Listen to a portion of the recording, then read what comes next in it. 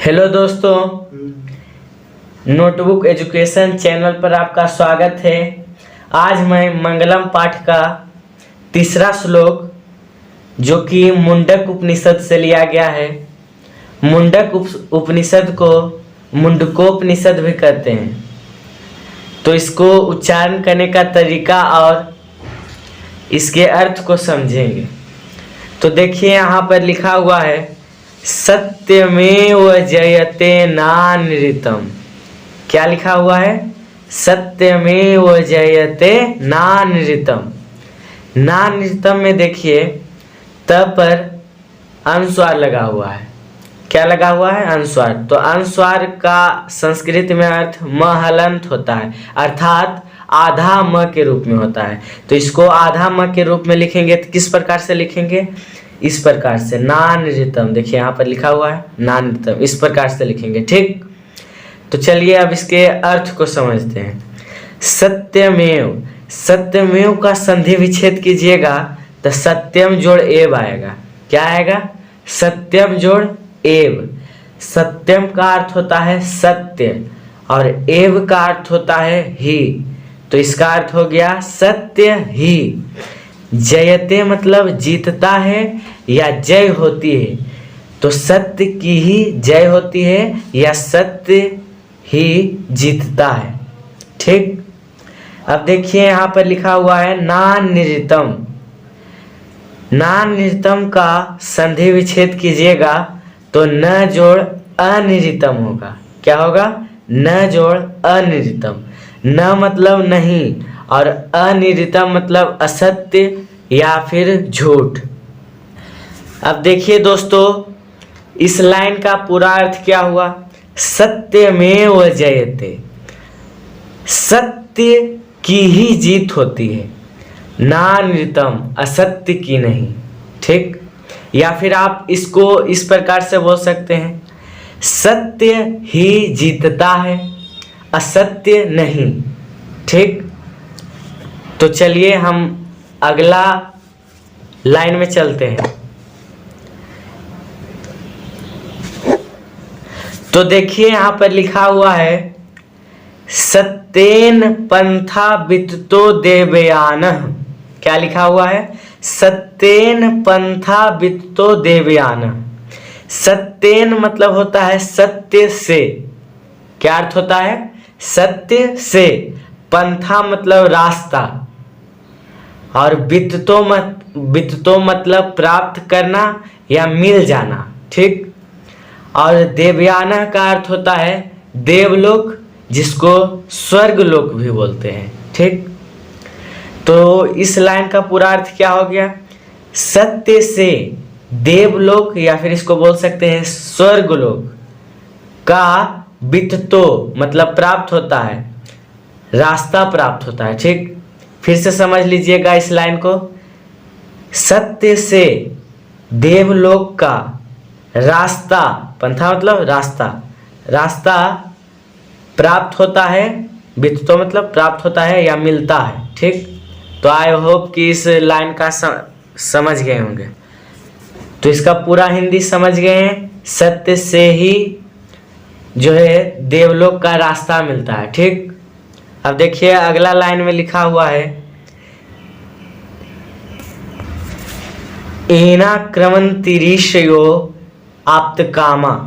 ये जो है इसको हम शेष में ही रहने देंगे, क्योंकि संस्कृत में कुछ ऐसे शब्द आते हैं जिसका उच्चारण नहीं किया जाता है। ठीक, वह अर्थ को पूरा करने के लिए और लिटरेचर को सही करने के लिए लिखा जाता है। ठीक है, तो कुछ शेष वर्ड होता है, ठीक, अक्षर होता है, अर्थात उसको हम साइलेंट कर देते हैं। ठीक, बोलते समय। अब देखिए एणा, एणा मतलब होता है प्राप्त करना। एणा मतलब प्राप्त करना।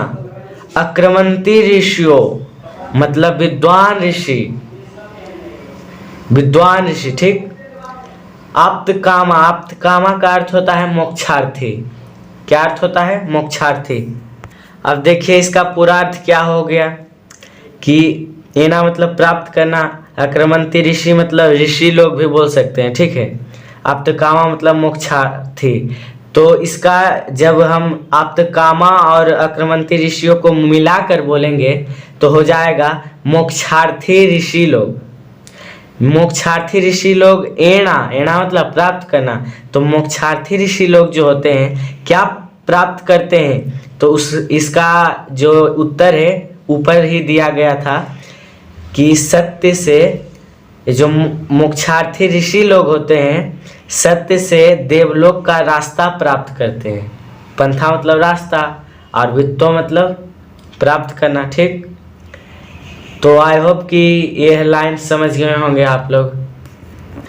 तो देखिए, मोक्षार्थी ऋषि लोग का एक ही लक्ष्य होता है, सत्य के मार्ग पर चलकर देवलोक का जो रास्ता है उसको प्राप्त करना, ठीक। अब देखिए अगला लाइन में लिखा है यत्र तत् सत्यस्य परम निधानम। क्या लिखा हुआ है? यत्र तत् सत्यस्य परम निधानम। यत्र का अर्थ होता है जहां। क्या अर्थ होता है? जहां।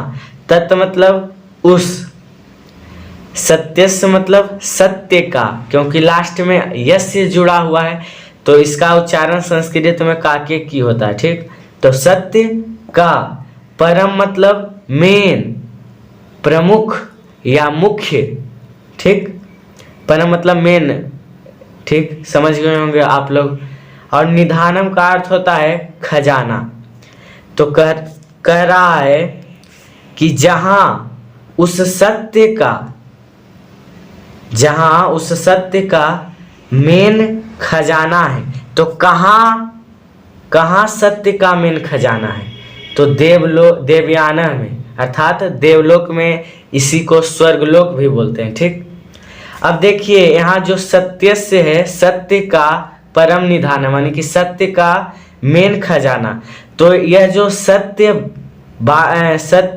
शब्द है यह ईश्वर के लिए कहा जा रहा है। अर्थात सत्य मतलब कौन? तो ईश्वर का सबसे बड़ा खजाना कहाँ है? देवलोक में। समझ गए? तो देखिए दोस्तों, अगला जो हमारा श्लोक है, चौथा श्लोक है, यह अभी मुंडक उपनिषद से लिया गया है। किस उपनिषद से? मुंडक उपनिषद से। इसमें लिखा है यथा नद्यः अस्यन्दमानाः समुद्रे। क्या लिखा हुआ है? यथा नद्यः अस्यन्दमानाः समुद्रे। यथा मतलब जैसे या जिस प्रकार। यथा मतलब जैसे या जिस प्रकार। नद्यः मतलब नदियाँ। अस्यन्दमानाः मतलब बहती हुई। अब नद्यः और अस्यन्दमानाः को एक्सचेंज कर दीजिए, अर्थात अस्यन्दमानाः को ई पट्टी ला दीजिए और नद्यः को ई पट्टी ला दीजिए, एक दूसरे के स्थान को चेंज कर दीजिए। तो क्या हो जाएगा? अस्यन्दमानाः नद्यः। तो अस्यन्दमानाः मतलब बहती हुई और नद्यः मतलब नदियाँ। तो जो बहती हुई नदियाँ हैं, समुद्रे मतलब समुद्र में, समुद्र मतलब समुद्र में, समुद्रे में जो है सप्तमी विभक्ति एक वचन है, इसीलिए इसका उच्चारण में होगा, ठीक। तो इस लाइन का पूरा अर्थ क्या हो गया? यथा मतलब जैसे या जिस प्रकार। तो जैसे बहती हुई नदियाँ, जैसे बहती हुई नदियाँ समुद्र में। अब अगला लाइन में दिया गया है कि समुद्र में अब क्या होता है भाई। तो लिखा है अस्तम गच्छन्ति नाम रूपे विहाय। क्या लिखा है? अस्तम गच्छन्ति नाम रूपे विहाय। अब देखिए इसका अर्थ हम समझते हैं। नाम रूपे मतलब नाम रूप को, विहाय मतलब छोड़कर, और अस्तम गच्छन्ति मतलब प्राप्त कर जाती है या मिल जाती है। अब ये दोनों लाइन जो है एक दूसरे से जुड़ा हुआ है, तो इसको एक साथ पढ़ते हैं, ठीक। जैसे बहती हुई नदियाँ समुद्र में नाम और रूप को, नाम रूपे मतलब नाम और रूप को, विहाय मतलब छोड़कर मिल जाती है। अब देखिए यहाँ पर क्या कहने का कोशिश किया गया है, हम यहाँ बताते हैं एक एग्जाम्पल के माध्यम से। जैसे देखिए दोस्तों, मान लीजिए कि कोई तालाब है। क्या माना है? कोई तालाब है जिसका जो पानी है वह समुद्र में बह रहा है। क्या कर रहा है? समुद्र में बह रहा है। और जो तालाब का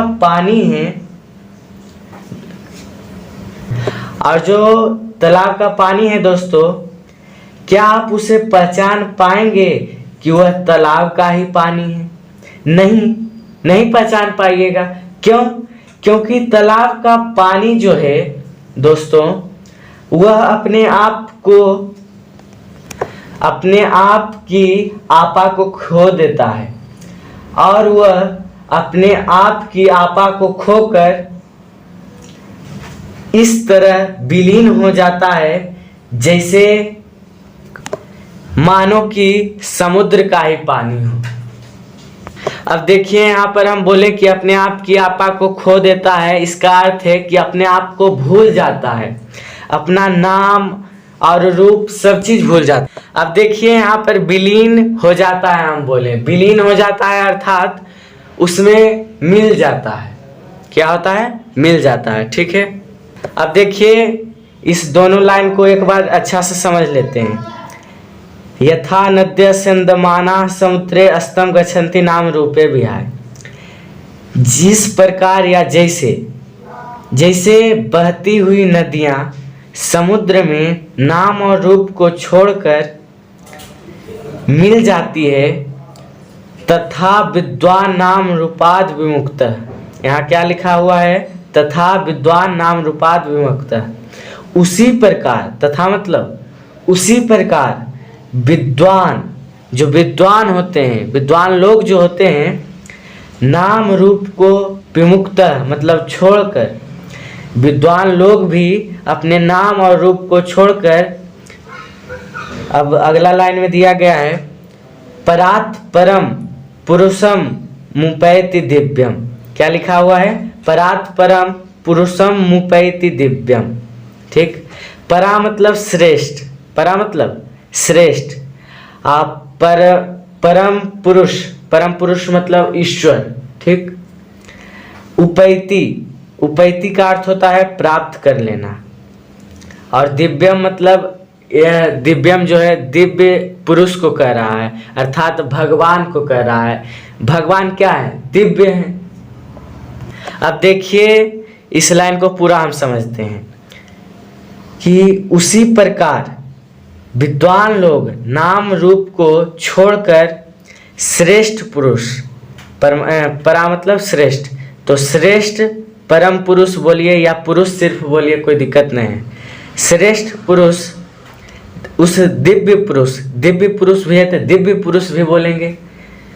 तो उस श्रेष्ठ पुरुष, उस दिव्य पुरुष को प्राप्त कर लेते हैं। उपैति मतलब प्राप्त कर लेते हैं। ठीक, तो इसका मतलब ये हुआ दोस्तों कि उस दिव्य पुरुष अर्थात श्रेष्ठ पुरुष को प्राप्त कर लेते हैं। कौन? विद्वान लोग। कैसे प्राप्त कर लेते हैं? तो नाम और रूप को छोड़कर, विमुक्ता मतलब छोड़कर, यानी कि जिस तरह से वो तालाब जो था समुद्र में विलीन हो गया था, उसी प्रकार यहाँ जो विद्वान है, श्रेष्ठ पुरुष, उस दिव्य पुरुष अर्थात कौन? तो भगवान ईश्वर को मैंने बताया था कि जिस प्रकार तालाब समुद्र में विलीन हो गई थी, उसी प्रकार ये जो विद्वान हैं, विद्वान जो लोग हैं, यह भगवान में अर्थात कौन? परम पुरुष में विलीन हो जाते हैं। ठीक, अब देखिए दोस्तों अगला जो हमारा श्लोक है अर्थात 5वां श्लोक, वह श्वेता उपनिषद से लिया गया है। किस उपनिषद से? श्वेता उपनिषद से। इसको श्वेतरोपनिषद भी कहते हैं। ठीक, तो देखिए इसमें लिखा है, वेदाहमेतम पुरुषम महानतम। वेदाहमेतम पुरुषम महानतम। वेदाहमेतम का अर्थ होता है ऐसा सोचते हैं। वेदाहमेतम मतलब ऐसा सोचते हैं। पुरुषम महानतम अर्थात महान पुरुष ऐसा सोचते हैं, अर्थात कैसा सोचते हैं अगला लाइन में बताया गया है। ठीक, तो कहता है आदित्य वर्णम तमसः परस्तात। आदित्य वर्णम अर्थात प्रकाश स्वरूप। आदित्य वर्णम मतलब प्रकाश स्वरूप, और तमसः, तमसः मतलब अंधकार स्वरूप। ठीक, पर मतलब अन्य, तत् मतलब खुद। तत् मतलब क्या होता है? खुद या मैं। ठीक, तो जो महान लोग होते हैं कैसा सोचते हैं? तो आदित्य वर्णम प्रकाश स्वरूप। किसको प्रकाश स्वरूप सोचते हैं? ठीक, किसको यानी कि प्रकाश के समान मानते हैं? तो पर मतलब अन्य, अन्य लोगों को जो महान पुरुष होते हैं प्रकाश स्वरूप मानते हैं। प्रकाश स्वरूप कहने का अर्थ है यहाँ पर ज्ञानी लोग है। प्रकाश स्वरूप कहने का अर्थ यहाँ पर क्या है? ज्ञानी लोग। ठीक, अर्थात अन्य लोग जो हैं ज्ञानी हैं। और तत् मतलब मैं, खुद।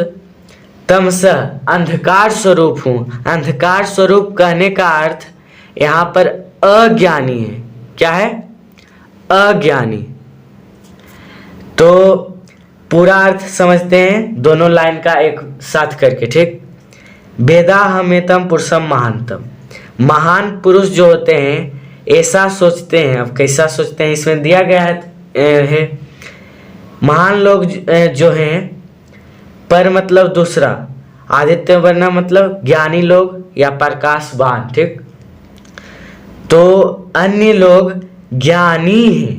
तत् मतलब मैं, तमसा मतलब अंधकार अर्थात अज्ञानी। मैं अज्ञानी हूँ। तो समझ गए हैं इसका अर्थ? तो देखिए दोस्तों, यहाँ से सवाल कैसे पूछता है ये भी हम बता देते हैं। कि देखिए पूछेगा कि जो महान लोग होते हैं दूसरे लोगों के बारे में क्या सोचते हैं? तो ज्ञानी सोचते हैं, यानी कि दूसरे लोगों को ज्ञानी मानते हैं। ठीक, और खुद को क्या सोचते हैं, यानी कि खुद को क्या कहते हैं? तो अज्ञानी कहते हैं, अर्थात अंधकार स्वरूप। ठीक, तो देखिए अगला लाइन जो है हमारा, तमेव विदित्वाति मृत्युमेति। क्या लिखा हुआ है? तमेव विदित्वाति मृत्युमेति। तमेव मतलब होता है वैसा ही। क्या होता है? वैसा ही। विदित्वाति मतलब सोचकर। तमेव मतलब वैसा ही, विदित्वाति मतलब सोचकर, मृत्युमेति मतलब मृत्यु को पार कर जाना। मृत्युमेति मतलब मृत्यु को पार कर जाना। ठीक, तो वैसा ही सोचकर मृत्यु को पार कर जाता है। कौन पार कर जाता है मृत्यु को? पुरुषम महानतम, महान पुरुष। ठीक, अब देखिए यहाँ पे लिखा हुआ है नान्य पंथा विद्यते अयनाय। देखिए नान्य को जब तोड़िएगा तो न जोड़ अन्य क्या होगा? न जोड़ अन्य। न मतलब नहीं और अन्य मतलब दूसरा।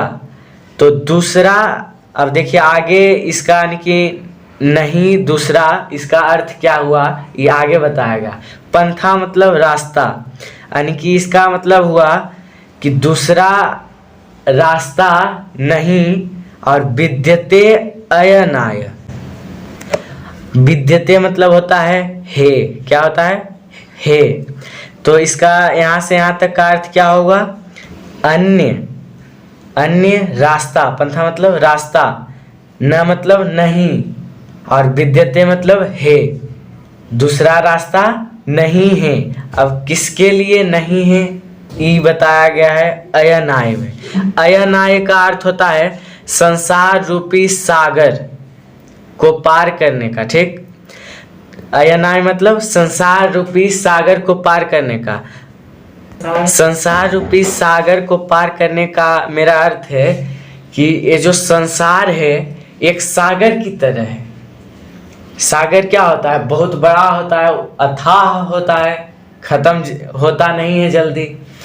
तो इस संसार रूपी सागर को जो पार करना है, इसके अलावा कोई दूसरा रास्ता नहीं है। अर्थात किसके अलावा दूसरा रास्ता नहीं है? जैसे कि परम पुरुष परमात्मा को जब तक आप पार नहीं कीजिएगा, यानी कि पा नहीं लीजिएगा, तब तक यह संसार रूपी सागर में आप फंसे रहेंगे। इसको आप पार नहीं कर सकते हैं।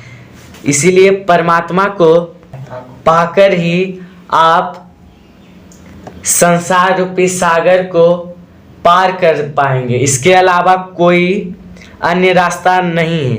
वहीं यहाँ पर बताया गया है न अन्य, यानी कि अन्य नहीं है रास्ता। पंथा मतलब रास्ता। अयनाय इस संसार रूपी सागर को पार करने का। विदिता मतलब है, यानी कि इसके अलावा कोई रास्ते नहीं है इस संसार रूपी सागर को पार करने का। ठीक, तो आई होप कि समझ गए होंगे दोस्तों। अब इसी तरीके से बेसिक बातों को ध्यान में रखते हुए हम इसी प्रकार से अगला चैप्टर जो है हमारा पाटलिपुत्र, उसको पढ़ाएंगे।